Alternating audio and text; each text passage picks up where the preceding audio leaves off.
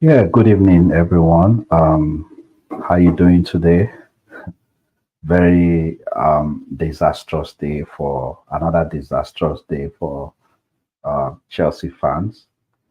Um, my heart goes out to those who travel to Emirates to watch the game. That wasn't a good game. It wasn't something good for any fan to travel to watch, but it's one of those things we've been seeing in the past. After having a good performance where we haven't lost any Premier League games in the last 8 games, 8 matches, and we haven't lost any game in the last 5 away games. So it looked like they kick-started a good run of a good run of matches, and unfortunately, um, they just ruined it again today. Well, how do I assess the game? Yeah, I the moment the way the game started, um, it was obvious that we didn't know what we were doing at all. Immediately I saw that combination of Disasi and Badiashile. I saw that it's it's rubbish because we've seen these guys not being able to really work together. Um, they've really not been able to work together lately. I expected a coach to come up with what has been working in the past few games, which is a combination of Thiago Silva and Chalova. So I don't know why he has to dismantle that. Yeah, as much as some people make how do I put it? As much as some people make arguments about Chelsea not needing to not needing to rely on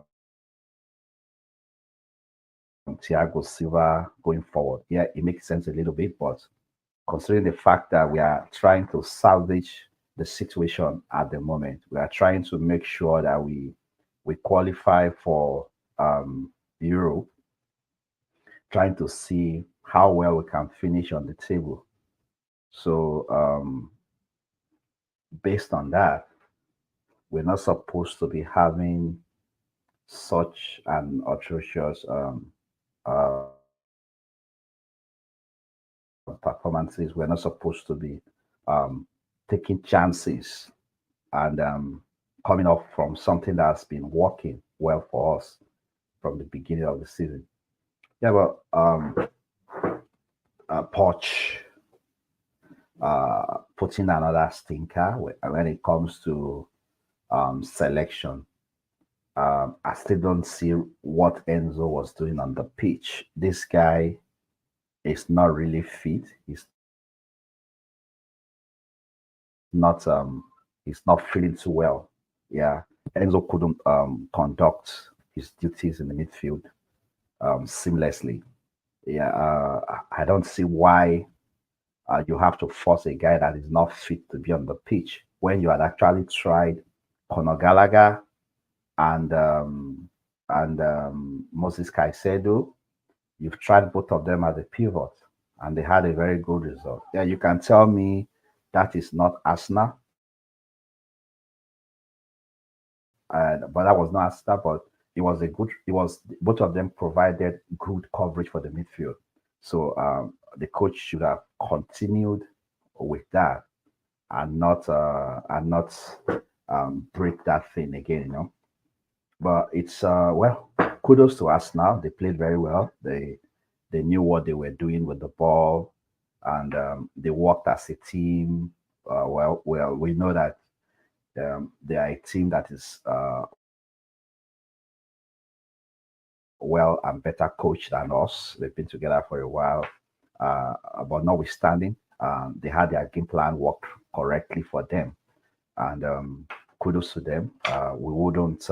I wouldn't say they were able to win because we are not serious. Hey, hello, Constantine Dante. Thank you so much. Thank you for coming online. Uh, well, it's very unfortunate the result of the game today. Yeah, thanks for coming online. Yeah, I trust you are doing great though. Don't let Chelsea spoil your day though. Yeah, don't let them um, don't let them weaken your spirit. So thank you, Constantine Dante. Yeah. So we it's very disastrous to see that we had something that's been working for us, and then at the end of the day, the coach just dismantled it. I didn't like the fact that Enzo was brought back in. The guy is not fit. You can't be bringing a player that is not fit. It was okay to have. It was okay to have. What's his name? It was okay to have Alfie Gilchrist to start. I wouldn't fault that, even though it didn't really favor us very well. I wouldn't fault that, and but I didn't like the fact that Badiashile and the Sassi combined together again. Yeah, everybody's performance was poor, was very poor. On the rating, I think the person who has the highest, yeah, yeah, yeah, brother Constantine Dante, I am not convinced about Poch at all. Are you convinced Poch out? Yeah, yeah, yeah, yeah, I am. I'm convinced he should be out. The reason is because, um, yeah, we understand that the boys need time to blend together. But we can't keep having a manager being inconsistent with his decision. Yeah, good evening, Coachella. Welcome on board, Coachella. Welcome. Yeah, I'm not sure what to say. Yeah, yeah, yeah. That was Sports Masterclass today. Yeah, but the problem is he makes good decision at times. He walks and then he digress from it again. I was just saying I don't understand why he had to collapse that structure why he had to collapse that structure with what do they call it? That structure that worked with Everton. I don't understand why he had to collapse it again.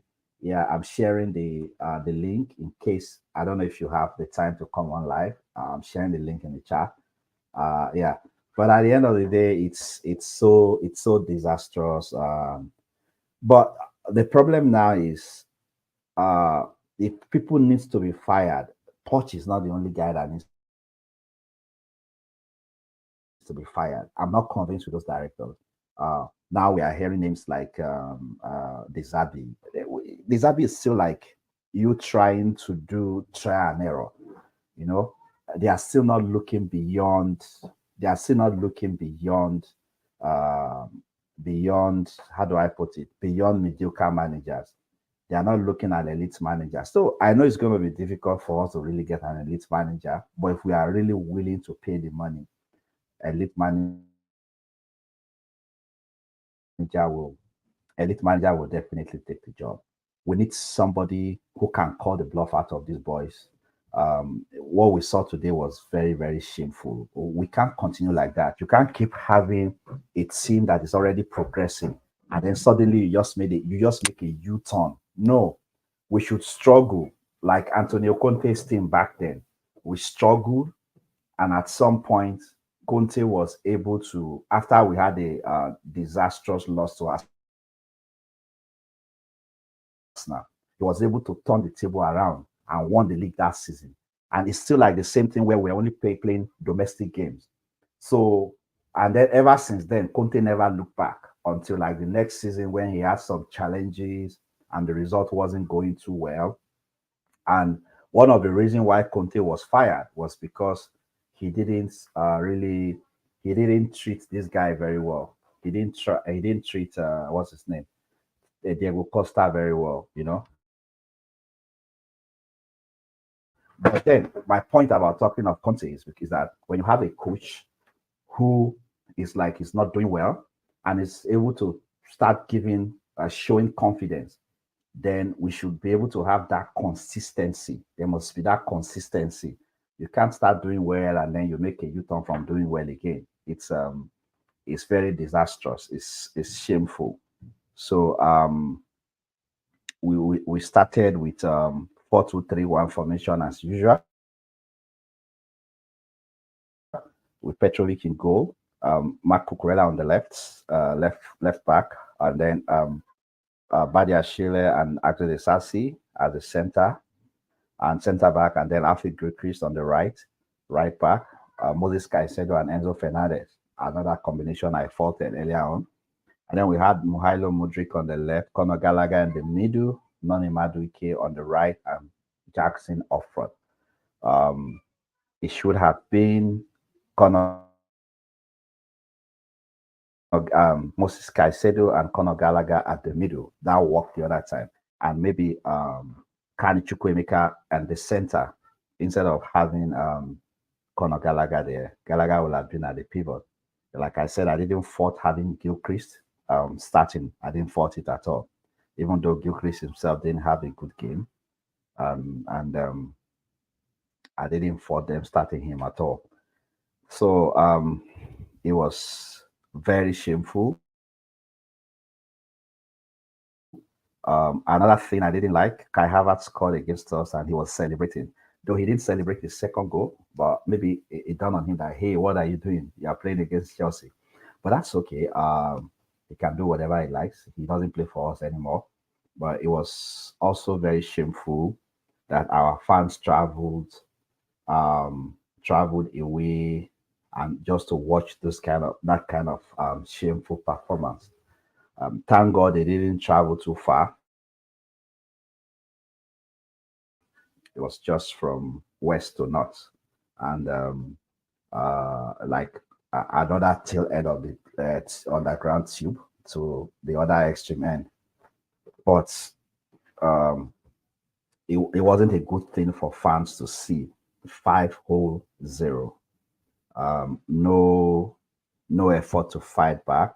Trossard, fourth minute. Ben White, 2 goals. Kai Havertz,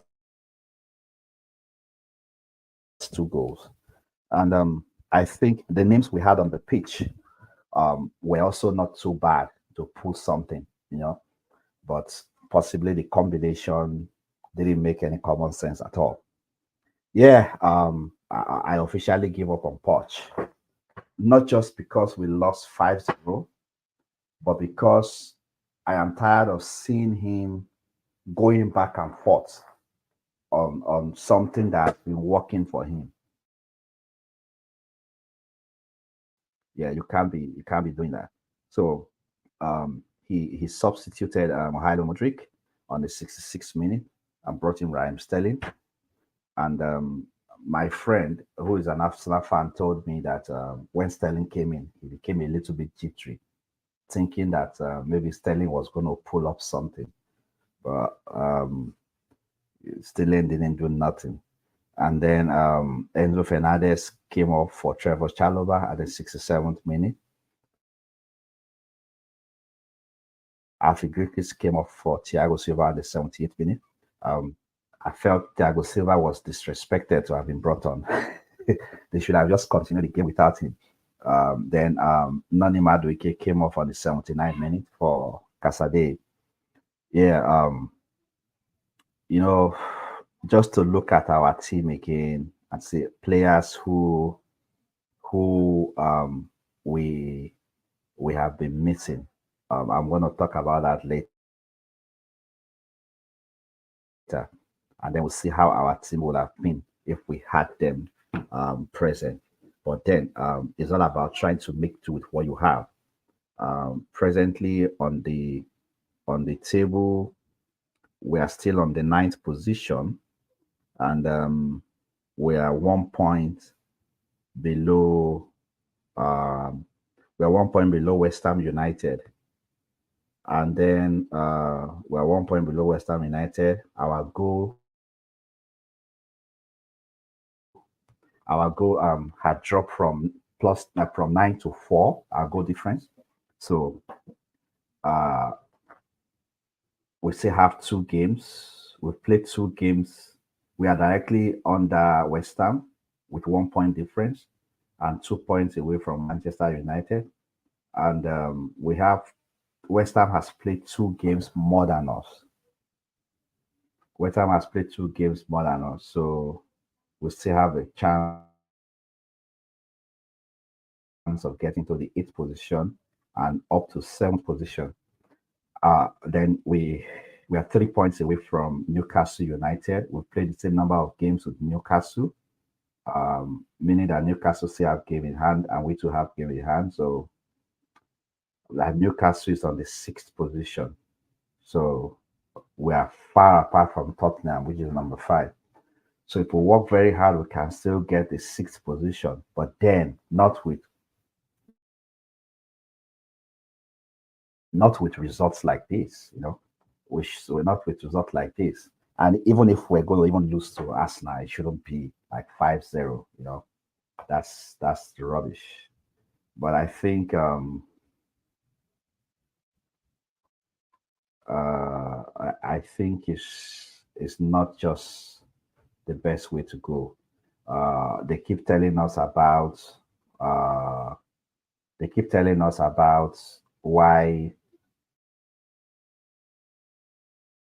we can't sack the coach because of the financial implication and all that. He has maybe one more season on his contract. So Rio Ferdinand feels that Chelsea needs to give him more time. After the club's transfer policy has valued potential over ready-made talent. Okay, so Rio Ferdinand feels that we don't have to sack him. We need to give him time. That we didn't make provision for ready-made talent for him to work with. But even these talent that are not ready-made, it felt like he was making a lot of progress with them. And I don't know what to say here. So let's look at the player rating. Um, George Petrovic was rated 5.5. Um, he was kept busy and made 2 brilliant saves, notably Trossard deflected efforts before the half-hour mark. So Marco Corella 4.5, that's poor, below average. Started nervously before settling into the game. He enjoyed a fascinating battle with Saka down Chelsea's left flank. So, and then Bernard Badiashile, 5, average, had an interesting performance at both ends of the pitch, created 2 chances while producing the same amount of interceptions. So, like my friend said earlier on, that he said Badiashile didn't commit any conspicuous error. Well, as much as that might be true, um, well, I just felt I just felt if we're going to play Badiashile, it should have been with a more senior figure. But I hope Badiashile is able to bounce back and catch his form though, because his physique is the kind of physique we really need at the center back. You can't have that whole physique and it's not functioning well. So Enzo Fernandez, 4.5, couldn't conduct his usual midfield duties seamlessly as Arsenal won the middle third battle. So he was losing the ball to Arsenal. That's what that means. So Moses Caicedo, he often found himself on the back foot and not in position half where his legs up price could have made a difference. So he was always not in position. Mihailo Modric 4.5. Uh, Mihailo Modric, one cannot question his commitment, but Modric lacks the consistency that will catapult him from being merely okay to good. So he wasn't consistent. Conor Gallagher 5.5. Unsurprisingly, this was another combative performance from Chelsea's distance runner. but he was on his behavior, not adding to his yellow card collection. Noni Madueke, 5.5. He was very fortunate that VAR didn't take a look at after Tomiyasu received some treatment after being caught on the ankle by his studs. Yeah. Okay, sorry, that was that was Nicholas Jackson. Nicholas Jackson was the one who made a foul on Tomiyasu. Some people said wasn't um it wasn't deliberate, but however it was, if the referee had awarded him a red card, I wouldn't feel the referee had overreacted. Um, yeah, I try to be as objective as I need to be.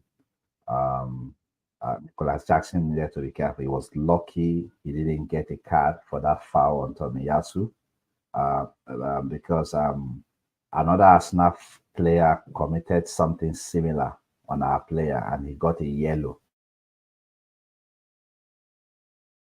So then Noni Madueke often caught alone, figure out why. That said, he was often the outlet whenever Chelsea aimed to switch from defense to the attack. 5.5. So anybody getting 5.5 among our players, maybe those are the ones that did well. Petrovic and Conor Gallagher, Noni Madueke, Nicolas Jackson had 5.5 too. And then among the substitute, Raheem Sterling had a 5/10. Really saw the ball after coming on. Trevor Chalobah for Enzo Fernandez at the 67 minute. He too got 5. Not much he could do within that time he came in. Thiago Silva, rating not available, was a late substitution. Cesare Casade, rating not available, late substitution as well. Um, you know, it's very, very pathetic. But then, will this owner sack Pochettino right now? I don't think so. I understand the fact that they are trying to be those guys that don't want to sack people easily. Um, I think they will not sack Poch. Whichever way it goes, Poch will still likely finish this season. Poch will still likely finish this season. Not like I want it that way, but I'm just telling you realistically what these owners might likely do. They might just let him finish the season. That's what I think. That's what I think might happen. So we've seen the statistics. Um, it wasn't a good one at all. Rio Ferdinand is still making the case for him that he needs that Pochettino needs more time to fix the players. For me, why I'm not advocating for more time for him anymore is because you can't keep going back when it looks like you are performing. Yeah, you can't keep looking back. You can't keep looking back. You can't keep looking back. That is what is really happening. And it's very shameful. What's the way forward? I saw a picture of a little boy who had like a placard for the players, and what was written on it was, "I don't need your shirt. I just need you to fight for us." I hope the players get that message, and I hope it sinks. I hope it sinks to them that they really need to start working very hard. I don't think Arsenal. I don't think we're supposed to have just offered a 5-0 banquet just for them like that. I felt we didn't put in enough effort to at least make it more difficult for them. So, like I said, what's the way forward? What do you think is the way forward? Leave your comments down, put your comments down, and let's hear your view. apart from sacking Poch, what do you think is the way forward? I think to be sincere, I think our sporting directors are really not good enough. And when you look at it, the problem is from the top. So the owners themselves, their mentality is not prepared for instant success. So they've hired people who are not instant success materials, from the directors to the players. So sacking the coach might really not provide a long lasting solution. But then we have to do something. A drastic decision has to be taken. The directors, I think they need to go. I think we need to look for serious people. And not just the coach. I think it's beyond the coach to me. Yeah, the directors have to go. And then we need a coach that I don't believe these players are that bad, you know. Considering some results they've pulled up, I think the coach also has his own role in it. The boys are not completely that bad. Sometimes the leadership also can motivate something out of players. Yeah, they are kids, that it's true, but then they are not really that bad that they can't challenge for something. They might not be good enough to win titles, but they are not that bad that they can't do better than their current position on the table. So let's know your opinion. We'll see you again for the preview of our next match. Let me see when the focus was so much on this game, and you know, I don't know what to say next. But Chelsea, we don't look serious at the moment. We don't look serious at the moment. We don't look ready. So we have a game against Aston Villa on Saturday. So I'm going to see you on Friday, God willing, for the match preview. Aston Villa versus Chelsea, coming up on Saturday. So I'll see you on Friday for the match preview.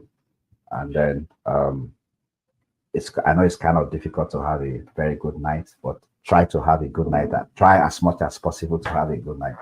Okay. Thank you so much. Have a good night, everybody. Peace to you all. Thank you, Mr. Gafar. Thank you, Coachella. Thank you, Constantine Dante. I really appreciate you guys. Yeah, God bless you all. Thank you. Have a good night.